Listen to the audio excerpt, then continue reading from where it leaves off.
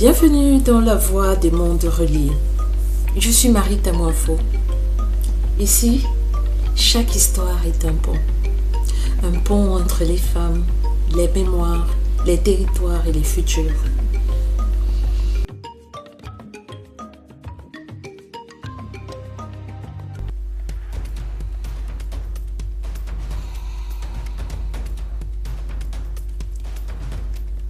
Je viens de loin. Et toi aussi, peut-être. Ou peut-être tu as toujours été là. Mais aujourd'hui, ici à Pau, dans cette ville qui regarde les Pyrénées comme on regarde un horizon, j'ai compris quelque chose. Nos histoires sont déjà liées, même quand nous ne le savons pas encore. Cet épisode n'est pas un reportage, ce n'est pas un compte-rendu, c'est une traversée.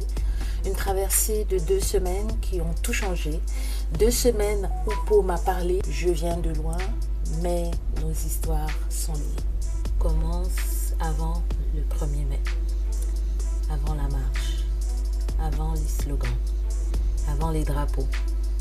Tout commence dans une salle, autour d'une table, lors d'une rencontre institutionnelle.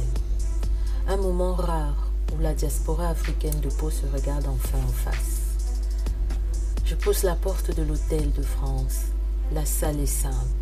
Des chaises, des tables, des dossiers. Mais l'atmosphère est dense, chargée, importante. Elles sont là. Ils sont là. Tous et toutes. Ou presque. Danse Africa Danse. Elles sont là. Solidarité étudiante sénégalaise. ATA, aide territoriale économique et humaine en Afrique. Yesalgi, le renouveau.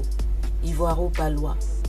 Filongoa, AESI, Association des étudiants et stagiaires ivoiriens, Association gabonaise, CPIA, Collectif des Palois d'ici et d'ailleurs, les Togolais de Pau, 2-0, l'Amicale des Camerounais de Pau, l'Association des étudiants de Pau, la Maison de la diaspora africaine, Association guinéenne, les Trois Mers, Awari, Père d'Afrique, Fraternité et les élus.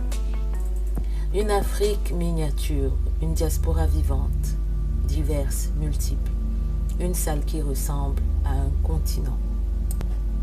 Et pourtant, les mêmes difficultés, les mêmes obstacles, les mêmes frustrations, accès aux salles, interdiction de collecter des fonds, manque de soutien, manque de coordination, manque de lien.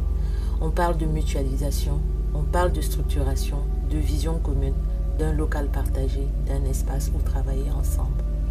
Mais à une condition, que la diaspora prouve qu'elle peut s'unir. Et là, je comprends le vrai défi n'est pas administratif, il n'est pas matériel, il n'est pas financier, il est humain, il est relationnel, il est identitaire. Je regarde les visages autour de la table, je vois des leaders, des femmes déterminées, des hommes qui portent des années de bénévolat à leurs épaules. Je vois des pays entiers dans leurs regards et je me dis, nous venons de loin, mais nous sommes ici. Et ici, quelque chose doit naître. Quelques jours plus tard, il marche dans les rues de Pau. Le 1er mai, la fête des travailleurs. Et cette fois, il ne marche pas seulement pour les droits, il marche avec tout ce que j'ai entendu, tout ce que j'ai vu, tout ce que j'ai ressenti dans cette salle. Moi, je marche avec les voix de la diaspora, avec leurs besoins, leur colère, leur espoir. Je marche avec les visages de ceux qui étaient là et avec ceux qui n'ont pas pu venir, ceux des inconnus aussi. Place de Verdun, boulevard des Pyrénées, les drapeaux, les pancartes, les voix. Des inconnus qui deviennent des compagnons de route. Et au milieu de cette foule, une phrase me traverse. On vient de loin, mais on marche pour les mêmes droits. Cette fois, je comprends pourquoi elle me touche autant, parce qu'elle porte les voix que j'ai entendues avant, parce qu'elle porte les visages que j'ai vus, parce qu'elle porte les blessures que j'ai ressenties. La marche du 1er mai n'est plus un événement, c'est une continuité, une réponse, une mobilisation nourrie par la rencontre institutionnelle. Travailler ensemble, mutualiser, créer un nous, c'est là que tout se complique, parce que chacun arrive avec son histoire, ses blessures, ses diplômes invisibles, ses combats, ses cicatrices, ses rêves, ses peurs. Parce que chacun arrive avec un pays dans la voie, une langue dans la bouche, une mémoire dans les gestes, une fierté dans le cœur. Et alors, comment faire? Comment se présenter? Comment écouter? Comment négocier? Comment apprendre ensemble? Comment ne pas se perdre dans le collectif? Comment ne pas se dissoudre dans l'unité? J'ai vu quelques tensions, des incompréhensions, des impatiences, des égos aussi. J'ai vu des blessures anciennes remonter à la surface. Mais j'ai vu aussi autre chose. Des mains qui se tendent, des mains qui disent « allons ensemble », des sourires timides.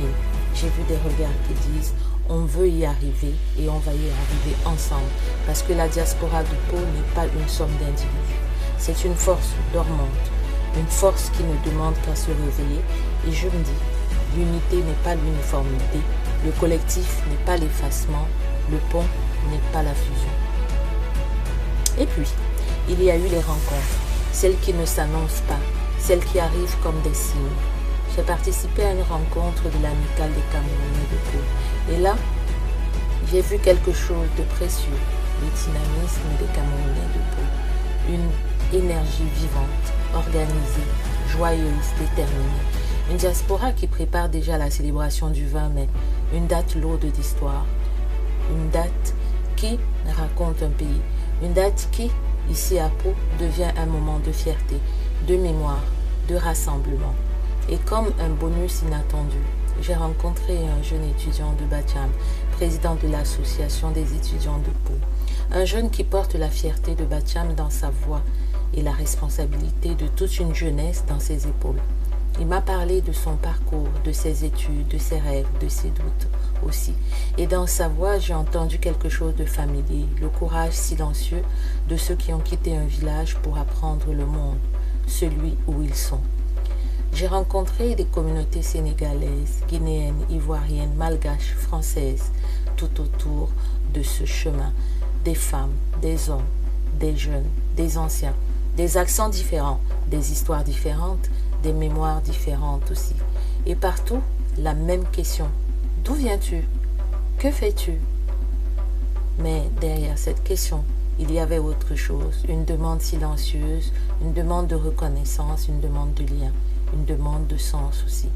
J'ai visité des activités de Maman Clarisse, des Trois Mères, qui prépare le festival Métis. Je l'ai vu à Emmaüs, exposer ses produits, parler avec les gens, tisser des liens, comme on tisse un pagne, avec patience, avec force, avec mémoire. J'ai discuté avec une quarantaine de femmes autour du livre féminin pluriel. J'ai découvert un projet d'aquaculture à la Grange. J'ai assisté à un concert rock organisé par Zulu Fox. J'ai vibré au festival Rock in Town, au Méliès. Et j'ai compris que la diaspora n'est pas un bloc. C'est une constellation, un ensemble d'étoiles qui brillent chacune à leur manière, mais qui, vue d'un peu plus loin, dessine une seule et même figure. Une figure qui dit « Nous venons de loin, mais nous sommes ici. Et ici, nous avons quelque chose à bâtir. » Alors, comment faire? Comment avancer? Comment construire cela? Je crois qu'il faut trois choses. Premièrement, apprendre ensemble. Pas seulement transmettre, recevoir aussi, accepter d'être déplacé par l'autre. Deuxièmement, mutualiser les forces, pas pour se fondre, mais pour se renforcer. Troisièmement, garder son authenticité. Parce que l'unité n'est pas l'uniformité, parce que le collectif n'est pas l'effacement, parce que le pont n'est pas la fusion. La diaspora peut transformer Pau. Elle peut devenir un acteur structurant, elle peut devenir une force citoyenne, culturelle, économique, mais seulement si elle accepte l'épreuve du lien. Je viens de loin, tu viens de loin, nous venons de loin. Mais ici à Pau, dans cette ville qui accueille, qui nous a accueillis, dans cette ville qui interroge, dans cette ville qui observe, nos histoires se croisent déjà. Elles se frôlent, elles se répondent, elles s'appellent. Travailler ensemble est une épreuve, oui, mais c'est la seule qui mène à la lumière. Alors je te pose la question, qu'allons-nous écrire ensemble? J'étais Marita Moifokon et tu viens d'écouter La Voix des mondes relais. Merci d'être là. Merci d'être un pont. Merci d'être une histoire qui en rencontre une autre. J'espère que tu as suivi intégralement cet épisode et que tu vas pouvoir le partager avec tes amis, avec ta famille, avec ton groupe de collègues, avec ta femme, avec tes enfants, et que tu vas pouvoir me faire parvenir aussi ton avis, tes idées par rapport à ce qui a été dit aujourd'hui.